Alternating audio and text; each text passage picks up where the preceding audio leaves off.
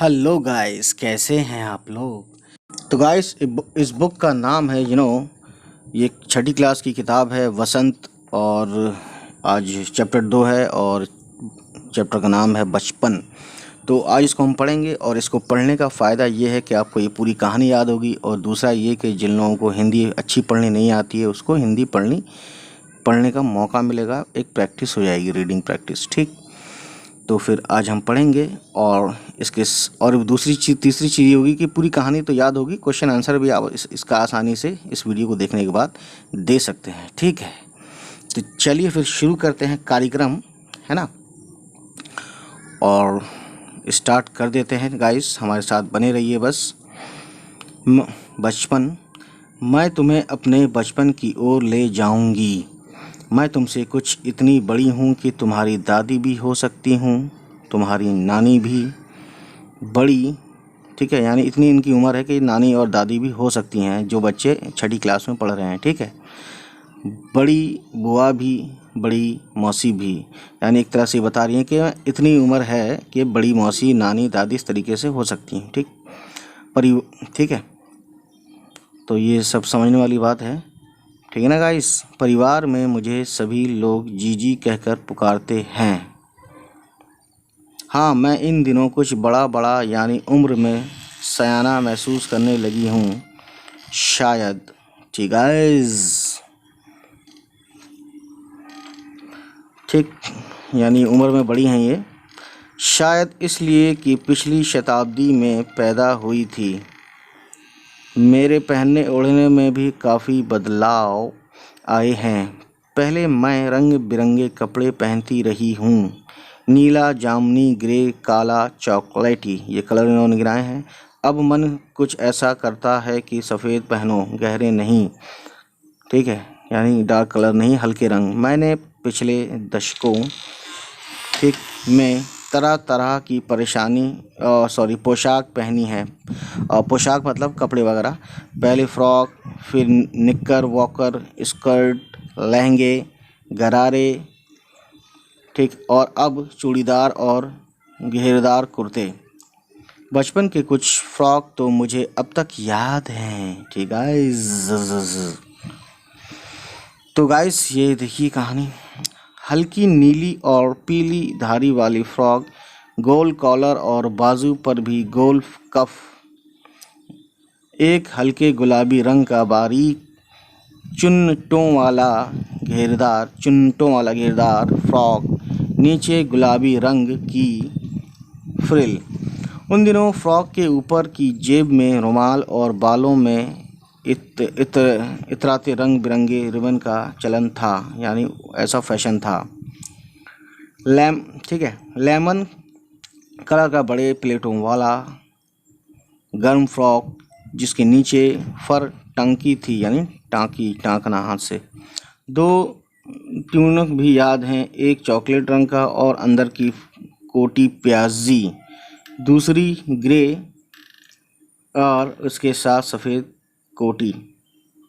तो गाइस ये कुछ टर्म्स हैं जो कि फ़्रॉक वगैरह, कपड़ों वगैरह के बारे में और ये कभी भी आपके सामने आएगा तो आप पहचान सकते हैं। अभी पेज पलटेंगे हम, ठीक है, और देखते हैं अगले पेज पर क्या है।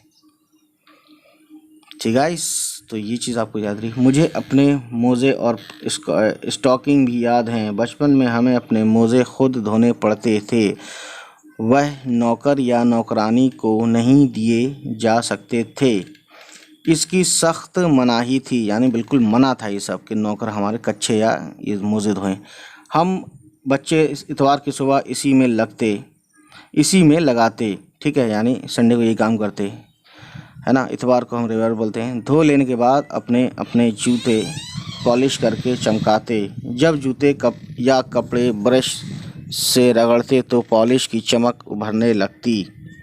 ठीक है सरवर, मुझे आज भी बूट पॉलिश करना अच्छा लगता है, हालांकि अब नई किस्म के शू आ चुके हैं। कहना होगा ये कि पहले से कहीं ज़्यादा आरामदेह हैं। हमें जब रेज नए जूते मिलते तो उसके साथ ही छालों का इलाज शुरू हो जाता, यानी कि जूते तंग होते थे और पैर उसमें फंसता होगा तो चलने में दिक्कत आती होगी, इसलिए चमड़ी घिसती होगी। ठीक है ना, तो इसलिए छाले का इलाज शुरू हो जाता था, है ना, यही कहना चाहती हैं राइटर। ठीक, जब कभी लंबी सैर में निकलते अपने आप रुई रखते थे रुई यानी कि जूता लगा तो रुई मोजे के अंदर। हाँ ठीक है, हमारे तुम्हारे बचपन में से तो बहुत फ़र्क हो चुका है। हर शनिचर को हमें ऑलिव ऑयल या ऑलिव समझ रहे हैं या कैस्टर ऑयल, ठीक है, पीना पड़ता। यह एक मुश्किल काम था। शनिचर को सुबह से ही नाक में इसकी गंध आने लगती। गंध यानी कि एक मतलब जो ऐसी महक जो बर्दाश्त न की जा सके। छोटे शीशे की गिलास जिन पर ठीक खुराक के लिए निशान पड़े रहते, उन्हें देखते ही मितली होने लगती, यानी कि उल्टी जैसा मन होना, उसे मितली बोलते हैं। ठीक है, मुझे आज भी लगता है कि अगर हम ना भी पीते वह शनिवारी दवा तो कुछ ज़्यादा बिगड़ने वाला नहीं था, यानी हम बीमार होने वाले नहीं थे। ठीक, सेहत ठीक ही रहती है ना। तो मैं बताऊंगी कि हमारे समय और तुम्हारे समय में कितनी दूरी हो चुकी है। यहाँ तक कि बचपन की दिलचस्पियाँ भी बदल गई हैं। दिलचस्पियाँ बोलते हैं इंटरेस्ट, ठीक है,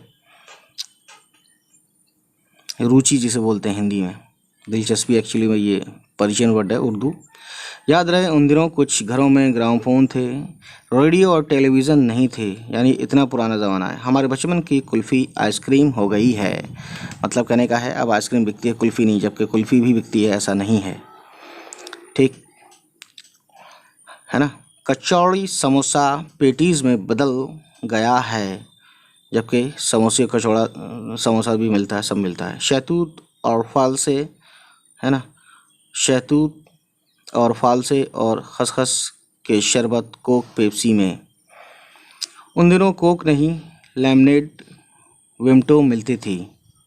शिमला और नई दिल्ली में बड़े हुए बच्चों को वेंगर्स और डेविको रेस्तरां की चॉकलेट और पेस्ट्री मज़ा देने वाली होती। ठीक, हम भाई बहनों की ड्यूटी लगती शिमला मॉल से ब्राउन ब्रेड लाने की, ठीक है ना। हमारा घर मॉल से यानी मॉल से, है ना, मॉल लिखते हैं ना हिंदी में, मॉल है वैसे, इससे ज़्यादा दूर नहीं था। एक छोटी सी चढ़ाई और गिरजा मैदान पहुंच जाते। वहां से एक उतराई यानी कि ढलान से उतरते, है ना, और मॉल पर यानी मॉल के पास कन्फेक्शनरी काउंटर पर तरह तरह की पेस्ट्री और चॉकलेट की खुशबू मन भावनी, यानी कि जो मन को अच्छी लगे, मन भावनी होती है ना।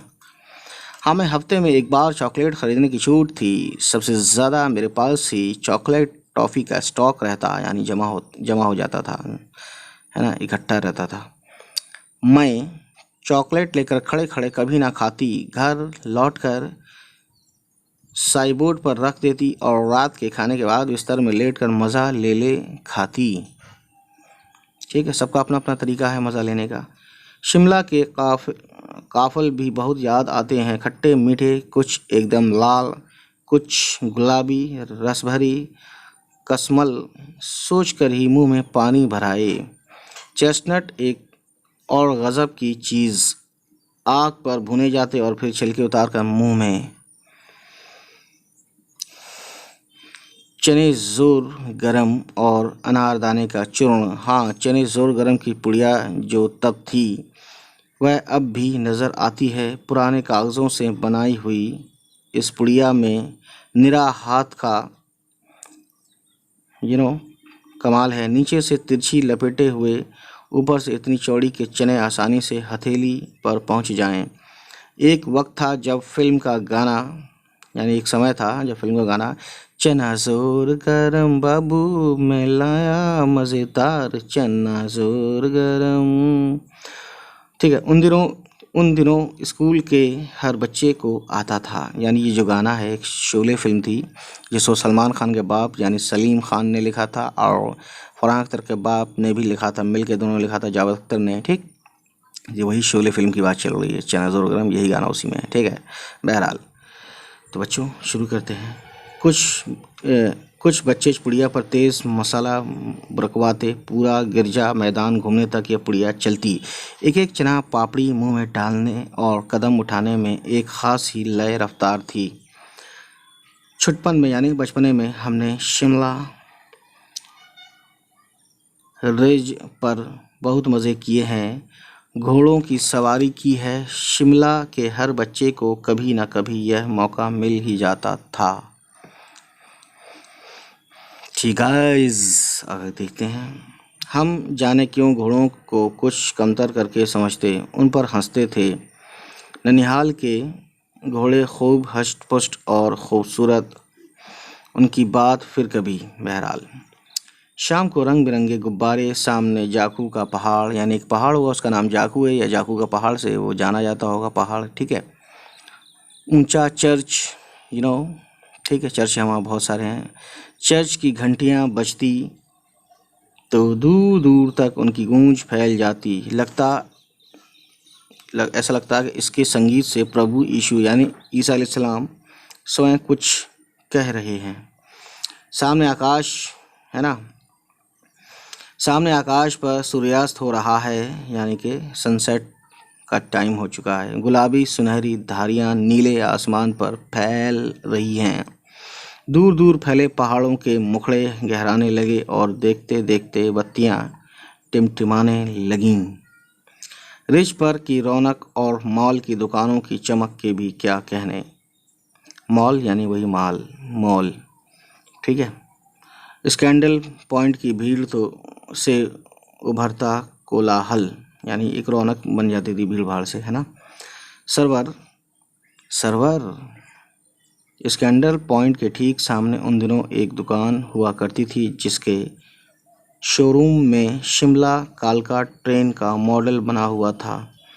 इसकी पटरियां, उस पर खड़ी छोटे छोटे डिब्बों वाली ट्रेन, एक और लाल टीन की छत वाला स्टेशन और सामने सिग्नल देता खंबा, थोड़ी थोड़ी दूर पर बनी सुरंगें। पिछली सदी में तेज़ रफ्तार वाली गाड़ी वही थी। कभी कभी हवाई जहाज़ भी देखने को मिलते। दिल्ली में जब भी उनकी आवाज़ आती, बच्चे उन्हें देखने बाहर दौड़ते, ठीक है। ज़ाहिर है बच्चों को मज़ा आता है नई चीज़ देखने में। दिखता एक भारी भरकम पक्षी उड़ा जा रहा है पंख फैलाकर, यह देखो, और वह गायब। उसकी, है ना, यानी गायब। उसकी स्पीड ही इतनी तेज़ लगती। हाँ, गाड़ी के मॉडल वाली दुकान के साथ एक और ऐसी दुकान थी जो मुझे कभी नहीं भूलती। यह वह दुकान थी जहाँ मेरा पहला चश्मा बना था। वहाँ आँखों के डॉक्टर अंग्रेज़ थे, यानी कि इंग्लैंड के रहने वाले थे। बहरहाल ठीक गाइस, तो चश्मा या ऐनक एक ही बात है। शुरू में चश्मा लगाना बड़ा अटपटा लगा। छोटे बड़े मेरे चेहरे की ओर देखते और कहते आँखों में कुछ तकलीफ़ है। आप तो जानते हैं गाइस, हर कोई ये जानना चाहता है जब कुछ नया होता है ना। इस उम्र में ऐनक यानी कि वही चश्मा। दूध पिया करो, जानते हैं फ्री की एडवाइस हर कोई देता है। दूध पिया करो, मैं डॉक्टर साहिब का कहा दोहरा देती। कुछ देर पहनोगी तो ऐनक उतर जाएगी। ठीक गाइस, वैसे डॉक्टर साहिब ने पूरा आश्वासन दिया था, लेकिन चश्मा तो अब तक नहीं उतरा। ठीक, नंबर बस कम ही होता रहा। मैं अपने आप इसकी जिम्मेदार हूँ। जब आप दिन की रोशनी को छोड़कर रात में टेबल लैंप के सामने काम करेंगी तो इसके अलावा और क्या होगा। यानी कि कहना चाहती हैं कि कम रोशनी पड़ने से आंखें ख़राब हो सकती हैं गाइस, तो आप ध्यान रखिएगा। हाँ, जब पहली बार मैंने चश्मा लगाया तो मेरे एक चचेरे भाई ने मुझे छेड़ा, देखो देखो कैसी लग रही है। ऐसे ही होता है ना। मैं हंसने की कोशिश कर रहा था गाइस, आप समझ सकते हैं। अब देखते हैं, ये हैं वही राइटर, इन्होंने स्कार्फ पहना हुआ है, ऐसा कुछ लग रहा है, ठीक है। चलिए, खैर, आँख पर चश्मा लगाया ताकि सूझे दूर की, ठीक है, यानी दूर तक की समझ में आए। यह नहीं लड़की को मालूम सूरत बनी लंगूर की। अब एक तरह से ये शेर बन गया, शेर व शायरी हो गई। ठीक है गाइस, तो समझ सकते हैं आप। एक बार और पढ़ते हैं। आँख पर चश्मा लगाया ताकि सूझे दूर की, यह नहीं लड़की को मालूम, यह नहीं लड़की को मालूम, सूरत बनी लंगूर की। हा हा हा हा हा हा हा। अरे गाइस सॉरी, मैं हंसने की कोशिश कर रहा था। मैं, ठीक है, मैं खिजी यानी कि थोड़ा सा चिड़चिड़ाई कि मुझ पर, है ना, खिजना यानी चिड़चिड़ाना, गुस्सा होना, कि मुझ पर यह क्यों दोहराया जा रहा है, पर शेर बुरा ना लगा, यानी जो शेर है ये कविता है ना। जब वह चाय पीकर चले गए तो मैं अपने कमरे में जाकर आईने के सामने खड़ी हो गई।